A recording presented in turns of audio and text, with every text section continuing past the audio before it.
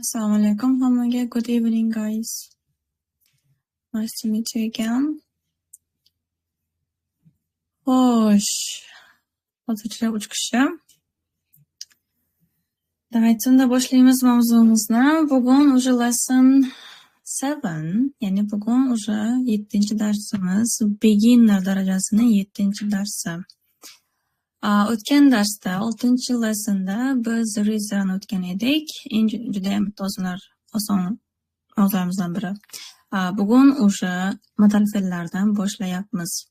Ingliz tilida modal verb degan tushuncha bor va ular bir nechta. Eng osondan boshlayapmiz va u bizda can, can't. Va shu bilan birga biz bugun talking about abilities, ya'ni bugun hamma o'zini demak qobiliyatlarini gapirib ko'radi. Inkor shaklida, bo'lishi shaklida va savol shaklida ham ko'ramiz. Keyingi grammatik mavzumiz bo'ladi adverbs of manner, ya'ni ravishlar, harakat ravishlari. Likedan keyin, like fe'limizdan keyin, shu yoqtirmoq degan fe'limizdan keyin verb ing qo'llanish haqidagi grammatikamizni ham gapirib ketaman va speaking mavzusi esa hobbies bo'ladi. Bugungi mavzuda, 7-mavzuda shularni o'rganishingiz mumkin. O'tgan dars demak zira o'tilgan, u haqda men keyinchalik savol javob ham berib qo'yaman kanalga. Tushunganlar, tushunmaganlar sinab ko'rishlari mumkin. Давайте endi bugungi mavzumizni boshlaymiz.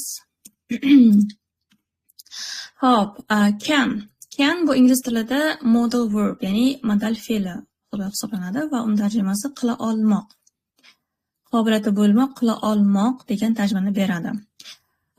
Eng yaxshi xabar shundan iboratki, gapni egasi kim bo'lishiga qaramasdan, birlikmi, ko'plikmi, qiz bolami, o'g'il bolami, men yoki sen deganmi, olmoshga masalan qaramasdan hammasiga siz canni o'zini qo'llashingiz mumkin, hech qanday o'zgarishsiz. As yoki boshqa qanaqadir qo'shimchalar qo'shmaysiz. Shu taraflama oson deb o'ylayman. Hop, endi boshida biz pozitivda gaplashamiz, doimgidek, ya'ni bo'lishi shakldan boshlaymiz.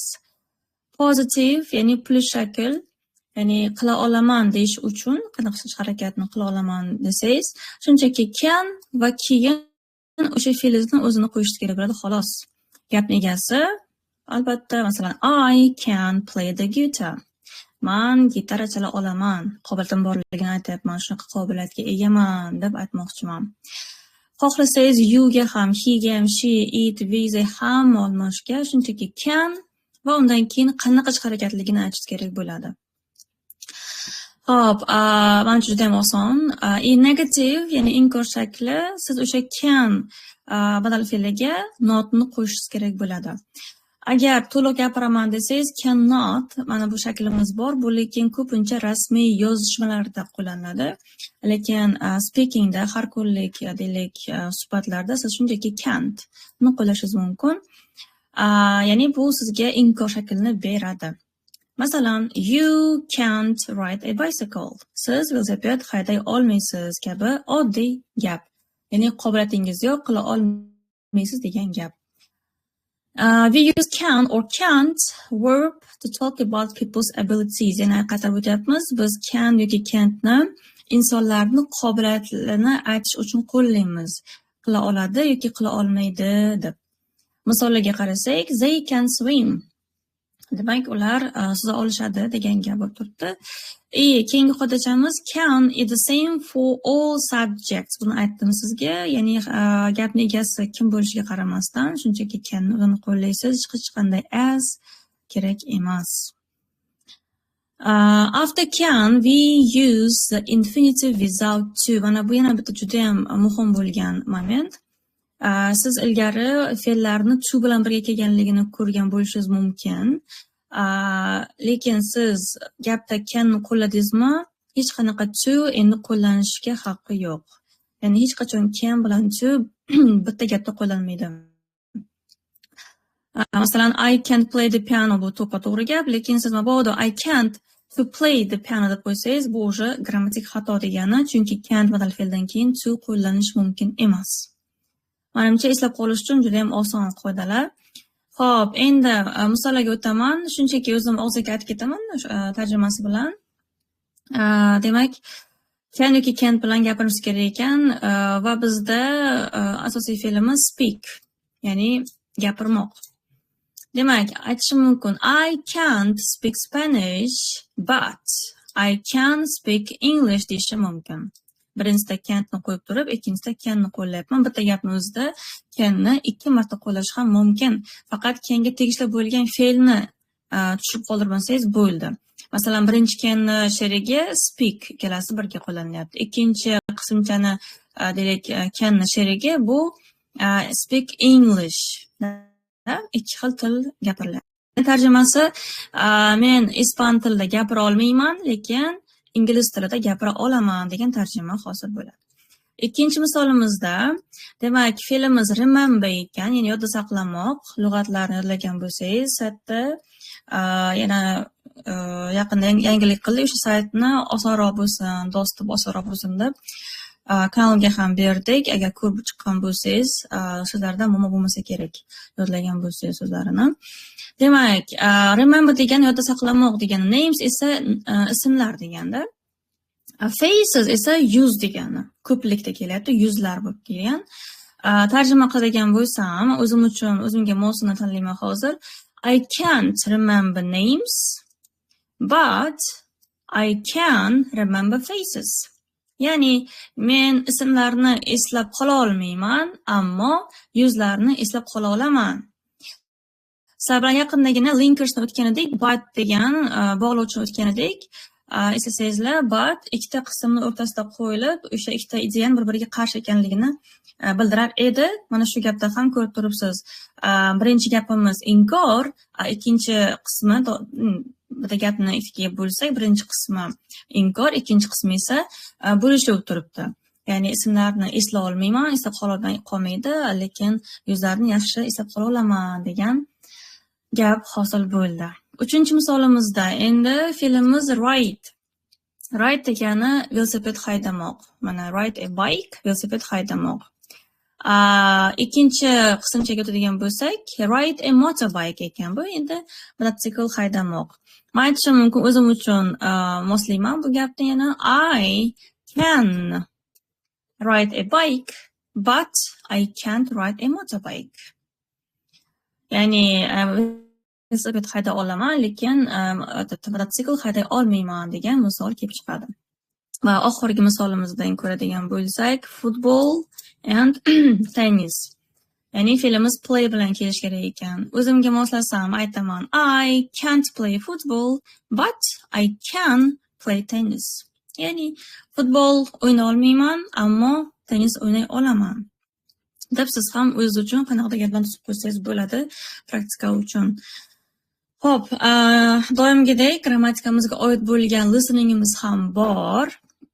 Buni demak men gruppaga borib qo'yaman yana, chunki hozir interaction qila olmaymiz. Yana o'sha gap gruppaga borib qo'ysam, keyinchalik audioni o'zimdan borib qo'yaman. Darsdan keyin bemalol o'tirib eshitib, nima tushib qolgan bo'lsa, qanaqa fe'l tushib qolgan bo'lsa, o'zishingiz mumkin. Qayta eshitib, pauza bilan ishlasangiz ham bo'ladi. Bu yerda esa endi can fe'limizning so'roq formasini aytib o'tamiz. Juda ham oson bu ham, chunki can bilan bog'liq gaplarimizni biz shunchaki can fe'lini o'zini gapni boshiga qo'yib turishimiz mumkin. Juda ham oson. Masalan, can you type? Type degani klaviaturada yozmoq degani. Yes, I can. Ha. Ya'ni savol berilgan can bilan savol berilyapti va javob ham shunga mos, yes, I can. Yoki can he swim? U suza oladimi degan gap. Agar javob bersak, yo'q demoqchi bo'lsak, shunchaki no, he can't deb qisqagan javob berishimiz mumkin. Hozir shuni endi formulada ko'ramiz. Aytganimdek, canni gapni boshiga qo'ydingiz, keyin subjectingiz, ya'ni gapni egasi, любое. Har qaysi bilan ham xuddi shu formula ishlaydi. He, she, itmi, boshqami. Keyin esa asosiy fe'limiz. Masalan, bu yerda speak ekan. Va oxirida, конечно, so'roqchani qo'yib qo'yasiz, shu bilan so'roq gap tayyor. Short answers aytganimdek hamma zamonda ko'pchilik strukturalarimizda short answers degan tushuncha bor. U qisqa javoblar degani. Masalan, mendan so'rashsa, can you swim deb so'rashsa, men aytaman yes I can. Shu bilan tochka qo'yaman, nuqta qo'yaman. Yes I can swim deb gapni cho'zmayman. Shunchaki yes I can yoki no I can't deb qisqagina javob qaytarishimiz mumkin. Endi we use can plus subject and infinitive without to. Yana boyaga gap, ras canni qo'lladingizmi? Demak to mumkin emas o'sha. Ya'ni bironta insonni qobiliyati bormi, yo'qmi so'rash uchun siz can, subject va oddiy fe'l shaklini qo'llaysiz degan qoidamizni o'qidim hozir. Can he speak English? U ingliz tilida gaplasha oladimi degan savol. Ya'ni agar mabodo to qo'yib qo'ysangiz, bilingki, o'sha bitta xato bor. We don't use do yoki does with can for questions. Ya'ni aytganimdek, savol uchun bu can fe'limizga hech qanaqa yordamchi fe'llar kerak emas. Savolini ham, inkorini ham, plyusini ham u o'zi bemalol eslay oladi, kuchi yetadi. Siz o'rgangan present simpledagi do daslar esa gapni boshida kelib savol berishda o'tgandik-ku, ularni bu yerga hech qanday kerakli joyi yo'q. Chunki savolni biz shunchaki can o'zi bilan bemalol turishimiz mumkin. Do das can use easel degan gap noto'g'ri. Umuman noto'g'ri. Bunaqa grammatika yo'q, bunaqa gap bo'lmaydi. Xo'sh. Bu yerda aytganimdek audiomizni yuborib qo'yaman. Type degan fe'limizni ham yozib qo'yganmiz. Write something on a computer. Kompyuterda yozsangiz type qilgan bo'lasiz. Write emas. Write bu qo'l yozish, type esa klaviaturada yozish. Xo'sh, endi davaychi hozir endi canlar bilan gaplarni ko'rdik. Hamma endi savol tuzsin. Bittadan gap yozinglar, hatto bittadan gap shu chatimizda savol beringlar menga. Masalan, can you speak English misol uchun yoki can you use a camera misol uchun savol yozinglar. Bitta bo'lsa ham hatto yozaylik. Qani tushundikmi savol ko'rinishini yo'qmi bilish uchun.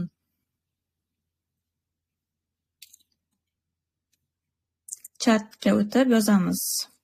Sizlarga fe'llar berilgan, use, swim, teach yoki drive kabi fe'llar berilgan. Use degani ishlatmoq, swim degani suzmoq, teach degani o'qitmoq, drive esa haydamoq, mashina haydamoq. Shularga bog'liq gap tuzib yuboring deyapman. Tak, bizda hali javoblar yo'q. Hop. Is it difficult, guys? Qiyinlik qilmadimi?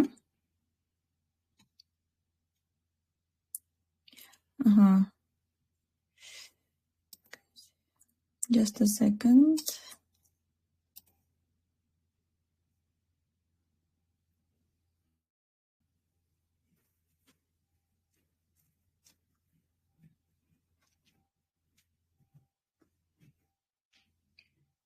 Can we check it?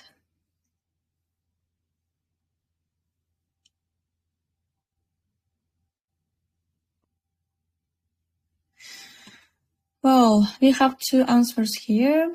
Can you swim? Thank you. Yes, I can. Can I talk with you after this lesson? Yes, of course. Great job. Thank you, guys. Well, let's continue. Demak, ko'rib oldik. So'roq formasini ishlatib ko'rdik. Ana endi keyingi grammatik mavzuchamiz, kichik mavzucha. Adverbs of manner. Ya'ni endi biz ravishdan o'tyapmiz. Sizlar bilan o'tgan darslarda adverbs of time ni o'tdik. Ya'ni vaqt bilan bog'liq ravishlar o'tgan bo'lsak, bugun endi harakatni ifodalovchi ravishlarni o'tamiz. Demak, bu level uchun, ya'ni beginnerlar uchun bizda juda ham kam berilgan. Aslida ular juda ham ko'p. No levelga bo'linganligi sababli beginnerda biz faqat 4 tasini hozir o'rganib ketamiz. Level, конечно, oson bo'lganligi uchun grammatika juda qiyin tilda aytilmagan. Shuning uchun shunchaki 4 ta so'zni o'qib, tarjima qilib, bir-biriga keyin farqlab gaplashib ketamiz. Demak, adjective degan so'zni siz o'sha tanishingiz kerak, chunki o'tilgan. Demak, bu sifat degani. Xo'p, sifatlarimizni taniysangiz kerak. Good degani yaxshi, fast tez degani, slow sekin, bad esa yomon degani. Ya'ni bular hammasi qanday degan savolga javob beradi. Xo'p, endi biza yangi tushunchaga yetib keldik. Adverb degan so'zimiz bor bu yerda. Adverb degani ravish degani. Xuddi hozir o'qigan so'zlarimizni, sifatlarimizni ravish formasi ham bor. Endi shu joyda bitta pauza qilamizda o'zbek tilidagi ularning farqidan aytaylik. Sifat nima, ravish nima? Mabodo kimda esdan chiqarib qolgan bo'lsa. Sifat degani ot bilan birga ishlaydi. Masalan, kichkina uy, tez yuradigan mashinami yoki eski mashina deymizmi, yomon inson deymizmi, yaxshi o'qituvchi и так далее. Ya'ni otga qandaydir sifatni bersangiz, siz adjektivni qo'llagan bo'lasiz. Buni biz o'tganmiz ilgari. Endi esa bugungi anaqamiz, yangi tushunchamiz adverb, bu ravish. U nima uchun kerak? Hamma tilda bor bu. U nima uchun kerak? Harakatga ta'rif berganimizda. Masalan, u yaxshi ko'yladi. Qanday ko'yladi? Yaxshi ko'yladi. Men u qizga nisbatan ta'rif, o'zini ko'rinishiga qarab ta'rif bermayapman. Uni qilgan harakatiga, ya'ni qo'shib ko'ylaganiga baho beryapman va yaxshi deyapman. Shuning uchun men endi well bilan ishlayman. Ya'ni harakat bilan agar ta'riflashayotgan bo'lsangiz, harakatga ta'rif berayotgan bo'lsangiz, siz adverb bilan ishlaysiz, ravish bilan ishlaysiz. Endi ko'rgan bo'lsangiz, goodni demak yaxshi degan tarjimasi bor. Men shu bilan bir qator yozib qo'ydim wellni. Buni ham tarjimasi yaxshi degani. Faqat siz goodni ko'rsangiz bilingki u sifat va uni oldidan ot kelish kerak. Agar wellni ko'rib qolsangiz bilingki u ravish va uni atrofida verb, ya'ni fe'l bo'lishi kerak. Lekin tarjimasi ikkalasini ham bir xil. Keyingisi fast, ya'ni tez degani. Bu sifat. Oson taraf shundaki, fast degan so'zimizni ravish shakli ham xuddi shunaqa, hech qanaqa o'zgarishsiz. Shunchaki fast. Bunga o'xshagan yana so'zlarimiz, ravishlarimiz bor. Qaysiki sifat ham, ravish ham bir xil bo'lgan yana boshqa so'zlarimiz bor. Bu level uchun faqat mana shu beriladi sizga. Endi demak slow degan so'zimiz bu bizda sekin degani.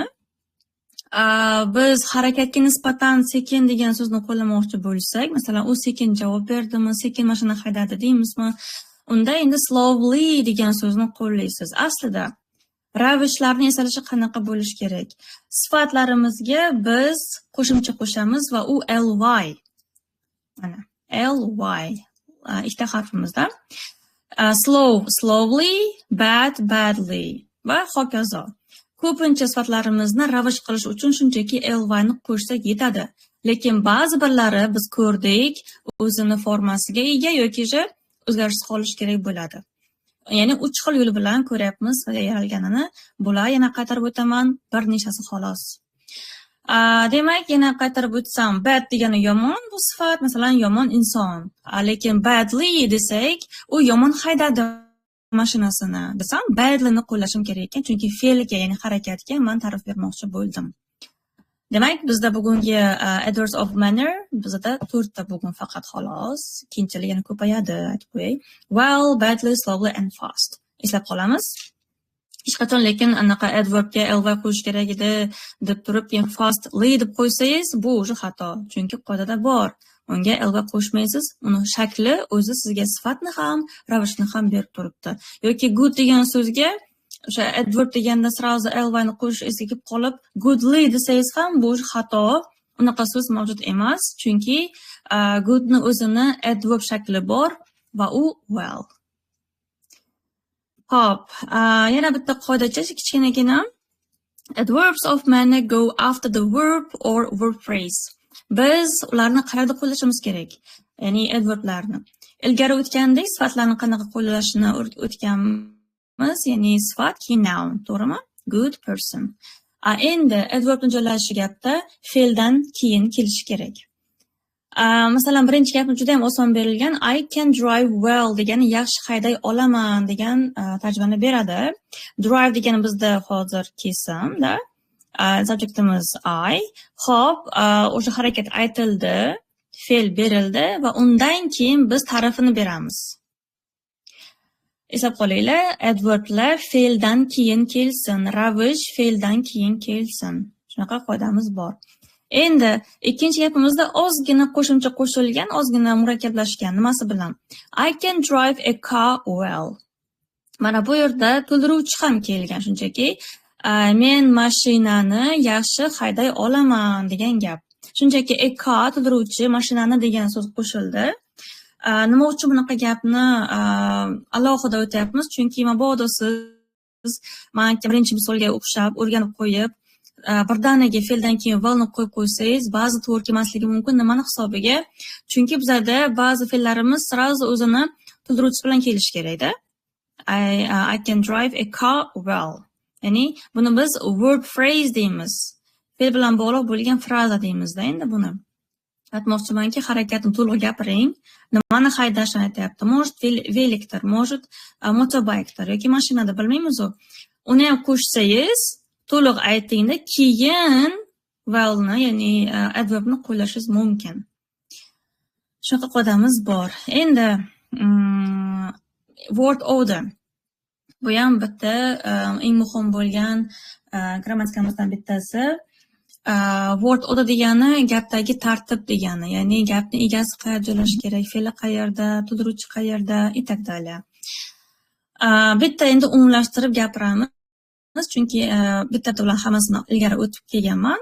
Hozir endi word orderni ko'zdan olish shundoq esda qolishi uchun yana berib ketaman. Adjective plus noun. Iloji bo'lsa bundan keyin ingliz tilidagi formasini yodlanglar, tarjima qilmasdan birdaniga adjective plus noun deb yodlanglar, chunki tarjimasini o'sha bilasiz-ku, bu sifat degani, noun esa ot degani. A lovely person, ajoyib inson desak masalan, yoki a great musician, buyuk anaqa muzikant deyishimiz mumkin. Ya'ni sifat bilan noun bir-biri bilan kelishi tartibi birinchi sifat noun kelishi kerak ekan. Bu esan chiqmasin. Ikkinchi o'tgan qoidamiz esa verb bilan adverb kelishi. Bugungi yangi mavzumiz endi ravishlar. Uni aytib o'tdim. Birinchi fe'lni, harakatni o'zini qo'llaysiz, keyin faqat unga bergan ta'rifingizni yozishingiz mumkin. Type slowly, например. Kompyuterda sekin yozish. Qanday yozish? Sekin yozish. O'sha harakatga gap ta'rifni va uni joylashuvi fe'ldan, ya'ni verbdan keyin. Endi misoli, I can speak English very well. Men ingliz tilini unchalik yaxshi gapira olmayman degan gap. Mana speak English bitta fraza, buni ajratmaymiz, o'rtasiga tushmaymiz. Speak what? Nimani gapirish? Anglizkini. Ingliz tilida deylik, endi to'g'ri aytaylik. Uni o'rtasiga tushmaymiz, to'laqonli yozib, keyin o'zi beramiz ravishimizni. Bu yerdagi very degan so'z qo'shilib qolgan, bu shunchaki juda degani. Men ingliz tilida juda yaxshi gapirmayman degan tarjimani beradi. Endi bitta no degan joy bor, ammo degan joyi bor. Adverbs of frequency bilan gaplashgan sizlarga o'tilgan bu mavzu. Sometimes, never, often, usually, normally kabi so'zlarimiz o'tilgan present simple'da va bu so'zlarimiz hammasi hozirgi oddiy zamon, ya'ni present simple'ni signal so'zlari edi. Va ularni qayerda joylashtirish kerakligini o'tganman, mashqlarni qilganmiz. Yana hozir eslatib o'taman. Xo'sh, bunday olib qarasak, sometimes kabi so'zlarimiz ham, o'sha often, sometimes, never, usually ular ham ravish, lekin ularni farqi bor bugungi ravishlarımizdan. Nimasi bilan? Ular vaqtni ravishi edi. Vaqtni ifodalab keluvchi ravishlarimiz edi va ularning joyi subjectdan keyin turishi kerak edi esingizda bo'lsa. I sometimes play music with my friend Javier, например. Yoki I often visit my parents, itdalya. Bular ham grammatik qarasak, razbirati qilsak, ular ham zada ravish, lekin vaqt ravishlari. Vaqt ravishlari bilan o'ylab o'tirmaysiz, fe'ldan keyin kelardi demaysiz. Uni o'zining qoidasi bor. Subjectdan keyin fe'ldan oldin kelish kerak edi. Biz o'tgan bugungi anaqamiz esa harakat ravishlari esa fe'ldan keyin kelish kerak. Menimcha oson, juda qiyinlik qilmasa kerak. Ozgina ya'ni e'tibor bilan o'qib, qatarsangiz esingizda qoladi degan umiddaman. Xo'p, bu yerda endi shu mavzumizga oid aniqlab berilgan, gaplab berilgan. Siz uni o'zingiz keyin uyda qilib qo'yasiz. Tushundingizmi yo'qmi? Tekshirib ko'ramiz, keyin yuborsangiz menga. Xo'p, endi scanning, doim aytaman, biza darsimizda o'sha readingga, listeningga oid bo'lgan kichkina mashqlar ham ketamiz deganman. Vot hozir reading skills, ya'ni readingni to'g'ri bajarish uchun kerakli bo'ladigan naviklar, ya'ni skills. Scanning deb nomlanadi bizda bu. Scanning nima uchun kerak? For identifying specific information. Ya'ni agar ko'rgan bo'lsangizlar, reading nimaligini, agar o'sha imagination bo'lsa, endi bo'lmasa aytib ketaman. Tekst beriladi, sizlarga tekst beriladi katta. O'qib chiqqandan keyin u bo'yicha savol javob qilishadi, to'g'rimi? Vot. O'sha reading qilayotganingizda siz scanning va scamming bilan foydalanasiz. Juda hozir bugun faqat scanning. Bu nima uchun bizga kerak? O'sha readingimizdagi katta harf yozilgan nomlarga e'tibor berishimiz, raqamlarga e'tibor berishimiz, masalan PM degan so'zlar bo'lishi mumkin, raqam o'sha soat raqamlari bo'lishi mumkin, shahar nomlari bo'lishi mumkin yoki bironta insonni ism sharifi bo'lishi mumkin. Scanning degani readingdagi shu aniq ma'lumotlarni, faktchalarni terib olish degani. Ya'ni ism sharif, joy nomi bo'lishi mumkin, vaqt bo'lishi mumkin yoki biror predmetni qanaqadir termini bo'lishi mumkin. Demak, sometimes we need to read fast for specific information. Bilasiz, readingda sizga vaqt beriladi. Shuning uchun shu beginner darajasidan boshlab readingdagi tezlik haqida o'ylab boshlashingiz kerak. Reading berilsa sizga, siz birinchi bo'lib ismlarni qidirasiz. Kimlar u yerda qatnashyapti, qanaqa insonlar qatnashyapti, ism sharifga qaraymiz. Joyni bilishimiz kerak, qayerda bo'lyapti bu ish harakat. Joyni topib olishimiz kerak. Masalan, o'ta bo'lishi mumkin, kasb egalari bo'lishi mumkin, kasbni aytgan bo'lishi mumkin. Ularga qaraysiz.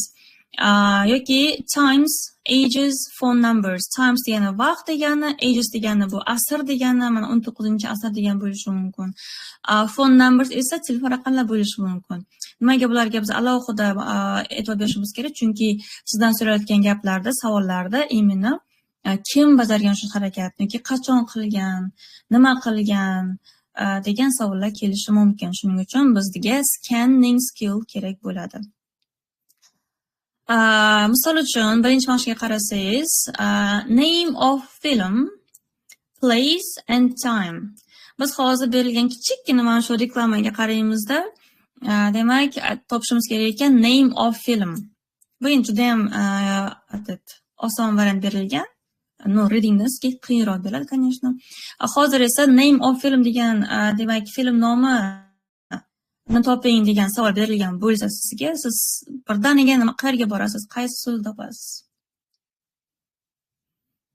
Qarab ko'ringlarchi. Films this week. Shu haftadagi filmlar degan yozuv bor, bu reklama tipida. Sign World, Brighton Marina, Brighton и так далее.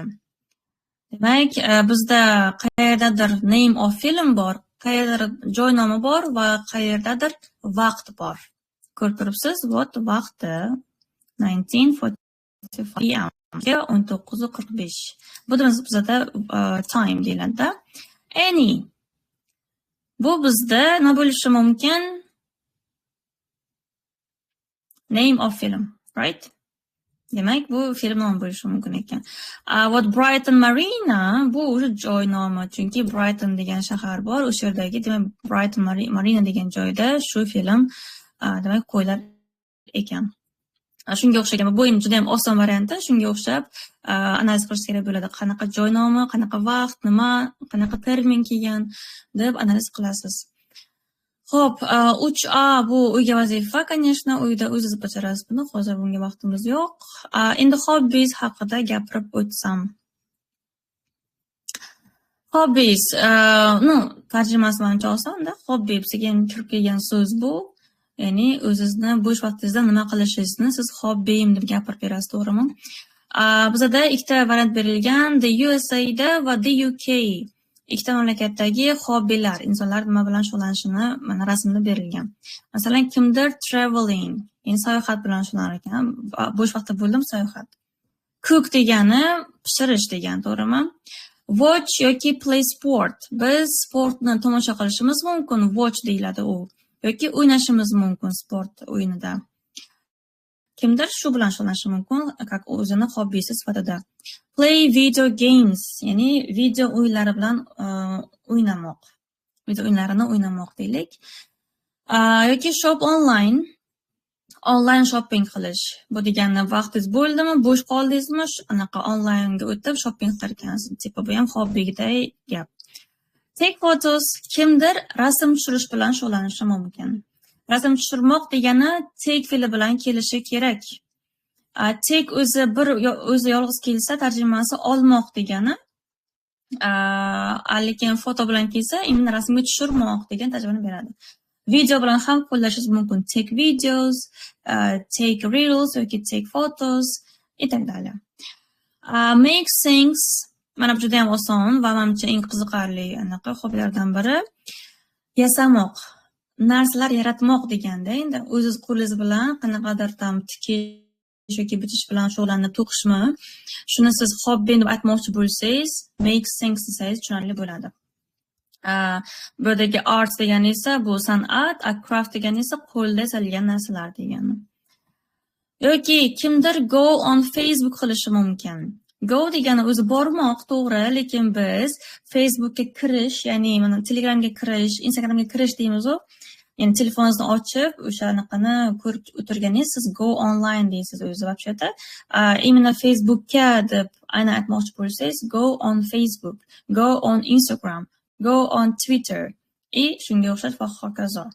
Demak, qaysidir social mediaga kirmoqchi bo'lsangiz, go bilan qo'llaysiz. Xo'p, endi UK da insonlar qanaqa hobbiga ega ekan ko'pincha. Birinchisi bizga o'zing topib berishgan. Menimcha bu reading, ya, kitob o'qish bilan bog'liq. Watch TV, ya'ni televizor tomosha qilmoq. Traveling, ya'ni sayohat bunga gapirdik. Mana bu yerda endi qoldirib ketishgan, o'zi topishimiz kerak ekan, deb o'ylaysizlar. I think it's growing plants masalan deylik. Rastlangan, ya'ni o'simlik o'stirish bo'lishi mumkin. Listen to music, musiqa eshitish bo'lishi mumkin. Eng juda ham keng tarqalgan shu speaking javoblardan anaqasi bittasi I like listening to music yoki my hobby is listening to music deyishadi. Ana hobbi musiqa eshitish deyishadi. Juda ham ko'p anaqa qo'llanadi bu. Cooking gapirdik. Mana bu rasmga e'tibor qilsak, bu ham bitta hobbi. Chatting with somebody, biror kim bilan hangama qilib o'tirish ham bu ham может быть kim uchundir hobbi. Play sportni gapirdik tarjimasini va oxirgisi bu bizda endi teatr bilan bog'liq. Masalan, go to theater. Teatrga bormoq deyish mumkin kimdir. Hobbim teatrga borish. Qachon bo'lsa bo'sh vaqtim bormi? Teatrga boraman deyishingiz mumkin. Xo'p, bular nimaga o'tdik? Chunki biz hozir keyingi grammatikamizda именно mana shu so'zlarni qo'llagan holda hobbimiz haqida, nima qilishni yoqtiramiz yoki nima qilishni yoqtirmaymiz, shularni gapirishni o'rganamiz. Xo'p, birinchidan I like traveling. E'tibor bergan bo'lsangiz, kanalda ham bitta gap yozib yubordim. I like reading books deganda. U yerda ham like dan keyin verb ing qo'llangan edi. Verb ing degani, men bu yozuvdagi so'zni aytyapman. Endi buni sizlar o'sha tushunib qoldingiz deb umid qilaman. Verb degani bu fe'l degani. Fe'lga ing forma qo'shamiz. ing da ko'rib turamiz. Biz hozir buni birinchi ko'rinishini o'tyapmiz. Buni hali zamonda ham ko'ramiz. Men hozircha faqatgina to'ldiruvchi sifatida keladi hozir bu. Demak, misolimiz I like traveling degani sayohat qilishni yaxshi ko'raman. Hozir gapimiz egasi subject, kesimi esa like, nima qilaman, yoqtiraman. Yoqtiraman nimani? Traveling, sayohat qilishni. Mana bu so'zimiz traveling bu endi fe'l emasda, biz unga endi как to'ldiruvchiday qaraymiz. To'ldiruvchi nimani yoqtirar ekan? Sayohat qilishni. Yoki she doesn't like cats. Demak, u mushuklarni yoqtirmaydi degan gapimizni hozir ikkalasini taqqoslaymiz pastda. Birdan formulaga o'taman, keyin yana qaytamiz. Demak, Positive, ya'ni yoqtiraman deyish uchun siz shunchaki gapni egasini qo'yasiz. Ya'ni o'sha yoqtiraman degan fe'lni qo'yish kerak ekan va undan keyin yoki harakat nomi keladi, tam suzishni, kitob o'qishni, sayohat qilishni deyapman, lekin yana qaytarib o'taman, bu nima qilmoq emas u. U fe'l emas, u asosiy fe'l emas bu gapda, u to'ldiruvchi.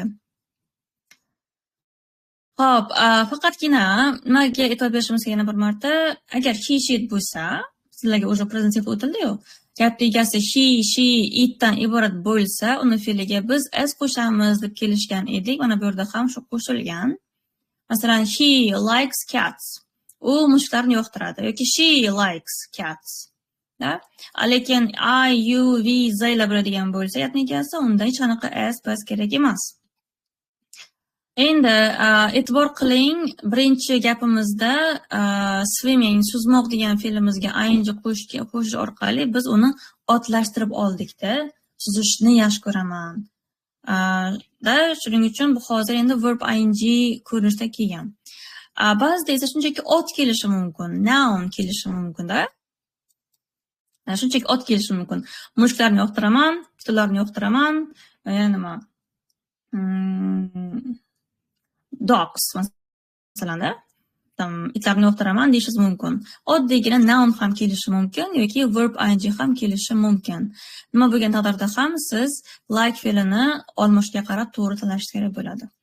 Endi inkor shakliga o'tamiz. Inkor shaklda biz sizlar o'tgan o'sha present simple bilan ishlaymiz. O'sha oddiy hozirgi zamondagi yordamchi fe'llarni eslaymiz. Manimcha hozir kirganlar ilgari ham o'sha present simpleda ham bo'lganlar, bilmadim. Yana agar bilmagan bo'lsangiz, ko'rmagan bo'lsangiz, eslolmasangiz o'sha darsga qaytib tomosha qilishingiz mumkin. Endi eslaymiz, don't, it, doesn't, bu bizda yordamchi fe'llar. Inkor shaklini eslashda yordam beruvchi fe'llarimiz. I, we, you, they uchun don't degan edik, he, she uchun esa doesn't degan edik. Bu o'tilgan dars o'sha. Endi bugungi mavzumiz bilan bog'lamoqchi bo'lsak, shunchaki yugurishni yoqtirmayman yoki olmalarni yoqtirmayman demoqchi bo'lsangiz, I don't like yoki she doesn't like deb turib, keyin o'zi kerak bo'lgan so'zni qo'shish mumkin, to'ldiruvchini. Birinchi variantda verb ing kelgan, ya'ni otlashganda fe'limiz tipa to'ldiruvchi bo'lishi uchun unga verb ing qo'shganmiz. Ikkinchi anaqa so'zimiz esa apples, shunchaki oddiy noun, oddiy ot. Yozuvim uchun uzr. Xo'p, endi bularga javob qaytarishni ham bilishimiz kerak va biz bilamiz short answers degan tushunchani. Bu yerda ham o'sha siz o'tgan o'sha present simpledagi short answers qo'llanadi. Misol uchun, do you like reading? Desalar, menga savol bersalar, men aytaman, yes, I do. Yes, I do like reading demasdan, shunchaki yes, I do. Agar yo'q demoqchi bo'lsam, no, I don't deb qisqagina gapirib o'tasiz. Xo'p, bu savol varianti edi. Endi esa savollarimizda mabodo savol so'z ham bo'lsa, buni ham biz o'tganmiz ilgari, savollar o'tgandim. Qachon, qayerda, kim, nima kabi so'zlarimiz bor edi. Agar savol so'zingizda, savol gapda o'sha what, when, who kabi savol so'zlar ham bo'lsa, nima qilamiz? Gapni boshida qo'llaymiz. Mana what, keyin do, does kelgan, keyin subjectimiz va keyin o'sha yoqtiradi degan fe'limiz va yana bugungi o'tgan grammatika bo'yicha verb ing. Masalan, aytishim mumkin. Mana misolimizga qaraylik. What do you like doing in your free time degan savol berilishi mumkin. Ya'ni bo'sh vaqtingizda nima qilishni yoqtirasiz degan savol. Savolimda nima degan so'roq so'z ham bor, shuning uchun gapni boshida qo'ydim. Qolganlari esa o'sha biz bilgan forma bo'yicha ketyapti. Yordamchi fe'l, gap egasi, asosiy fe'limiz, keyin to'ldiruvchilar. Endi ozgina qoidadan qaytarib o'taman. We use like plus verb ing talk about hobbies and interests. Ya'ni o'zimizga tegishli bo'lgan qiziqishlar yoki deylik hobbilarni gapirish uchun mana shu hozir o'tgan forumlarimiz bilan gapirishimiz mumkin ekan. He likes playing tennis yoki we like taking photographs. Ikkinchi gap tarjima qilaylik. Biz rasmlar tushirishni yaxshi ko'ramiz. Bu bizning qiziqishimiz yoki hobbimiz bo'lsa kerak, shuning uchun gap gapiryapmiz. Ikkinchi qoidachamiz we use like plus nouns talk about things we like. Ya'ni bu forumlarimizda ham o'tdim. Likedan keyin shunchaki ot ham kelishi mumkin. Qachonki qanaqadir narsalar sizga yoqishini aytsangiz, ot kerak bu yerda. Mana I like dolphins yoki she likes music. Unga musiqa yoqadi yoki menga delfinlar yoqadi. Bu yerda shunaqa harakat yo'q-ku, ing kerak emas, shunchaki ot. Va uchinchi qoidamiz we use love and hate in the same way we use like. Biz hozir bilan like ni o'tdik-ku, xuddi shu formula bo'yicha, xuddi shu struktura bo'yicha siz yana hate yoki love fe'llarini ham qo'llashingiz mumkin. Love degani sevaman degani. I love singing masalan. I love singing desam bu degani kuylashni sevaman. Yoki I love reading books deysiz. Endi kuchliroq ma'noda aytiladi bu. Masalan, kitoblarni o'qishni juda ham yaxshi ko'raman demoqchi bo'lsangiz, I love reading books deyishingiz mumkin. Yoki bizda hate degan fe'limiz ham bor. Hate degani yomon ko'rmoq degani, ya'ni love ga antonim, like ga ham antonim. Aytishimiz mumkin I hate cleaning the house masalan. I hate cleaning the house. Ya'ni uyni yig'ishtirishni yomon ko'raman desam, hate ni qo'llashim mumkin, lekin formulasi xuddi shu like-ga o'xshaydi, xuddi shu struktura. Ya'ni undan keyin kelishi mumkin verb ing yoki shunchaki ot ham kelishi mumkin. Xo'p, endi spelling rule ga o'tsak, ya'ni so'zlarda o'sha ing ni qo'shish vaqtida qanaqadir xatolar ketmasligi uchun bilib qo'yganimiz yaxshi. We usually add ing to the infinitive form of the verb. Biz o'zi ing ni infinitive fe'llarga qo'llaymiz. Ya'ni bu infinitive degani lug'at formasi degani. Mana lug'atda qanday yozilgan bo'lsa, hech qanaqa qo'shimchasiz o'sha formaga biz endi ing qo'shamiz degani.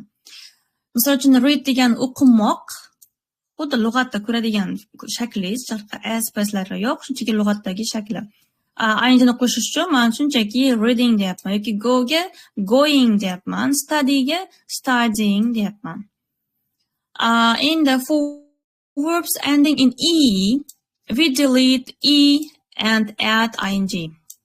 Bu nima degani? Agar fe'lingizni oxirida o'sha e harfi bo'lsa, ya'ni e harfi tugadigan fe'llar bilan duch kelib qolsangiz, ing ni qo'shmoqchisiz, nima qilasiz?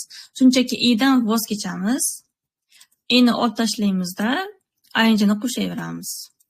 Mana drive degani haydamoq, ing ni qo'shish uchun men driving deyapman, e dan voz kechdim. Ya'ni ingliz tilidagi mana bu harfimizni biz e deymiz ingliz tilida, lotin tilida uni e deymiz. Make deganda ham mana gapni so'zni oxirida e harfi kelgan, uni men o'chirib tashlaymanda, ing ni qo'shsam making degan so'z kelib chiqadi. Endi for verbs ending in one vowel and one consonant, for example, get, run, shop and travel, we double the final consonant. Endi bu ozgina uzunroq qoidachamiz. Agar so'z oxiri, ya'ni fe'lingizni oxiri bitta onli va ketma-ketlikda bitta undosh bilan kelgan bo'lsa, yana qaytaraman, oxiri bitta onli va ketma-ketlikda undosh bilan kelgan bo'lsa, xuddiki mana get ga o'xshab ko'rasizmi? Get ni oxiri anaqa onli undosh, run onli undosh, shop onli undosh, travel onli undosh ekan. Bularda ing ni qo'llatganingizda, qo'shganingizda demoqchiman, siz oxirgi undosh harfingizni double qilasiz. Double qilish degani esa harfni ko'paytirish degani. Masalan, bitta harf bo'lgan, hozir p harfi bitta bo'lgan, endi ing ni qo'shish uchun siz ikkita pdan foydalanasiz. Mana shop, shopping, travel, traveling, double e bo'ldi. Double degan mana ikkita deganda. Eslab qolinglar. Demak, ing ni qo'llashda o'ziga yarasha mayda-mayda deylik kichik qoidalari bor. Mana shuni eslab qolsangiz, keyinchalik ham hali zamonda ham ing qo'llaniladi. U yerda ham o'zi xato qilmaysiz degan umidda. Endi vocabulary bilan ozgina ishlaymiz, lug'at bilan ishlaymiz ozgina. Like, love, hate plus ing ko'rasiz, uchalasidan bitta qilib berishyapti, chunki uchalasidan formulasi qo'llanishi bir xil. Undan keyin verb ing qo'llash mumkin yoki shunchaki noun ham qo'llash mumkin. Endi Love, like, qaranglar, juda ham chiroyli berishgan, qiziqarli berishgan. Love desa ikkita smaylik. Mana, smaylik. Ko'ryapsizlar? Ya'ni kuchliroqda bu endi. Sevaman, yaxshi ko'raman, menga juda ham yoqqan kitob o'qishni mo'shi bo'lsangiz, I love reading books deysiz. Shunchaki yoqtiraman desangiz like. I like reading books. I don't like bu o'sha minusga kiradi, ya'ni bu yoqtirmayman degan. I hate esa ikkita mana smile ko'ryapsiz, bu degan kuchliroq, yomon ko'raman degan yoki nafratlanaman desangiz ham bo'ladi. Masalan, I hate talking to people. Masalan, odamlar bilan gaplashishni yomon ko'raman desangiz, hate ni qo'llaysiz. Yana qaytarilyapti, after these verbs we use. Mana shu quyidagi fe'llarimizdan keyin biz qo'llaymiz. Birinchi variantimiz yoki shunchaki ot, ikkinchi variantimiz shunchaki fe'l, faqat ing bilan birgalikda. Endi misol uchun I love coffee degani men kofeni yaxshi ko'raman. Kechirasizlar. I hate playing football esa futbol o'ynashni yomon ko'raman degan gap bo'ladi. Xo'p, endi bu yerda esa mashqlarimiz kelgan. Mashqimizni uyga yuborib qo'yaman. Ya'ni anaqa uyga ko'rinishda qilasiz va menga keyin yuborasiz. Tekshirib, xatosini aytishim mumkin. Endi requests and answers. Agar e'tibor bergan bo'lsangiz, hamma darsimizni oxirida speakingni yaxshilash uchun tayyor gaplar berilyapti. Shunday yodlab qo'yishingizga kerak bo'ladi. Masalan, birinchisi hozir bu yerda requests, ya'ni talablar yoki iltimoslar uchun qo'llanish kerak bo'lgan gaplar. Shunchaki tayyor olib yodlab qo'yasiz. Misol uchun, can you speak slowly deyishimiz mumkin. Ya'ni sekinroq gaplasha olasizmi yoki sekinroq gapira olasizmi deb tarjima qilsak bo'ladi buni. Qachonki kimdir yoningizda tez gapirayotgan bo'lsa, uni sekingina can you speak slowly deb iltimos qilishingiz mumkin. Request degani ba'zida iltimos ham tarjima qilinadi, iltimosdek yoki ba'zida talab ham deyiladi. Yoki yana bitta misolimiz excuse me, can you deb turib o'ziga kerak bo'lgan fe'lni qo'yishingiz mumkin. Misol uchun, menga help degan fe'l kerak. Ya'ni can you help me? Menga yordam bera olasizmi degan tarjima chiqadi. Yoki aytishimiz mumkin excuse me, can you call me a taxi? Kechirasiz, menga taksi chaqira olasizmi deb iltimos qilsak ham bo'ladi. Endi savol bo'lishi mumkin, can degan fe'lni biz yaqindagina, hozirgina o'tdik-a. U yerda ability, ya'ni qobiliyat uchun qo'llanilgan edi. Masalan, men ingliz tilida gapira olaman yoki anaqa piano chala olaman deyish uchun kerak edi-da. Lekin canni biz yana bitta yangi anaqasini, nima deydi, qo'llanishini ko'ryapmiz. Bu esa talablarda va iltimoslarda ham qo'llashimiz mumkin ekan. Xuddi bizning tilga o'xshab, yordam bera olasizmi? Ertaga vaqtliroq kela olasizmi deb iltimos qilsak yoki talab qilsak, can bilan gapirishimiz kerak ekan. Yana bitta misol bo'lib qolib ketyapti. Excuse me, can you tell me the way to? Masalan, bu yoqqa to ni давайте yozib qo'yaman. To the station. Yozish ozgina qiyinroq bo'ldi. Station degani stansiya deganda.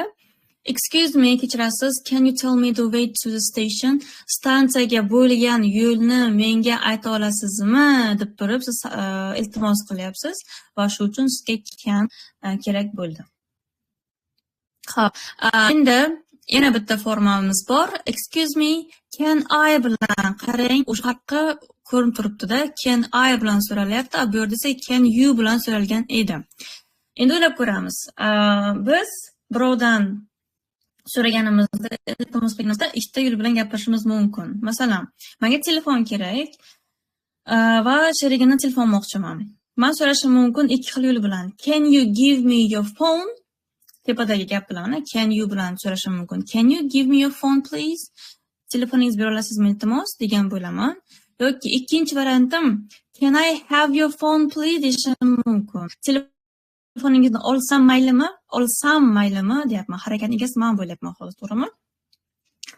Ya'ni bu yo'lda ham, ya'ni can I bilan ham, can you bilan ham siz o'zingiz uchun nimadir iltimos qilsangiz bo'ladi. Misol uchun, excuse me, can I have your number please deyishlari mumkin. Kechirasiz, telefon raqamingizni olsam maylimi degan bo'lasiz. Yoki can I take this pen, например. Da, ruchka kerak qoldi sizga, kelib turib anaqa sheringiz oldida so'rayapsiz. Mana shu ruchkani olsam maylimi? Bera olasizmi demayapsiz, olsam maylimi deyapsiz. Lekin u yo'l bilan gapirasizmi, bu yo'l bilan gapirasizmi, sizning maqsadingiz iltimos qilish. Endi faraz qilamiz, endi sizdan so'rashyapti, iltimos qilishyapti yoki talab qilishyapti. Ularga qanday javob berishimiz kerak? Shunchaki yes yoki no bilan emas. Bizda tayyor frazalarimiz bor yana. Of course deyishlari mumkin. Albatta. Ya'ni men rozi bo'lsam, birorta iltimos qilayotgan bo'lsa, ha, yordam beraman desam, yes of course deyman. Albatta degani. Sure degani juda ham anaqa informal bu, speakingni qo'llaysiz. Da degani albatta bu ham. Sure. Juda ham ko'p qo'llanadi bu narsa. No problem degani muammosiz degani. Ya'ni yordam beraman, конечно, muammosi yo'q deyish uchun no problem deb qo'yishingiz mumkin. Yoki boyagi misolimga o'xshab anaqa telefon so'ragan bo'lsam, u menga telefonni keyin qo'li bilan uzatayotib, here you are deyishi mumkin. Mana oling degan tarjimani beradi bu. Here you are. Ya'ni bironta so'ragan narsasini berayotganingizda here you are deb berishingiz mumkin ekan. Agar minus bo'lsa-chi, ya'ni qila olmaysiz, u aytgan iltimosni qila olmas ekansiz, nima deysiz? Shunchaki no emasda sorry I'm busy. Uzr, bandman. Yoki shunchaki sorry. Shunchaki sorryni aytsangiz ham, уже bu yo'q degani bilan teng, o'sha tushuna oladi. Yoki it's taken degani birga aytsak, masalan, sorry it's taken degani it's taken bu o'sha olingan degan. Masalan, men anaqani so'ragan bo'lsam, deylik, telefonni so'raganimda, yo'q, o'zimda emas, olib ketish telefonimni desam, sorry it's taken degan bo'laman, da? Bularni shunchaki yodlab qo'yishingiz kerak. Mabodo chetga chiqsangiz, iltimos qilishingiz kerak bo'lib qolsa, yordam so'ramoqchi bo'lib qolsangiz, canlar bilan iltimos so'rasangiz bo'ladi. Ya'ni shunaqa gap tutsangiz bo'ladi. Yoki sizdan iltimos qilishsa, ularga chiroyli javob berishingiz ham mumkin. Xo'p, bu bilan bog'liq mashqimiz ham bor, 9 va 10. Ularni ham bajarib yuborsangiz tekshiraman. Va как всегда hamma unitimizni oxirida video bor, ya'ni bugungi o'tgan mavzumizni qatnashtirilgan holda savollar beriladi. Video berilgan, tomosha qilib, keyin videoni tushunib, pauza qilib tushunib olganingizdan keyingina ular o'sha video asosida berilgan savollarga javob qaytarishingiz mumkin. Buni ham yuborib qo'yaman, отдельно videoni katta anaqada yuborib qo'yaman, bemalol ko'rishingiz mumkin. Qolgani ham bizda hammasi yozma ishlar, ya'ni nima qilasiz, gaplarni tarjima qilish kerak, lug'at bilan ishlash kerak bo'ladi va bugungi o'tgan grammatikamizni qo'llab ko'rasiz.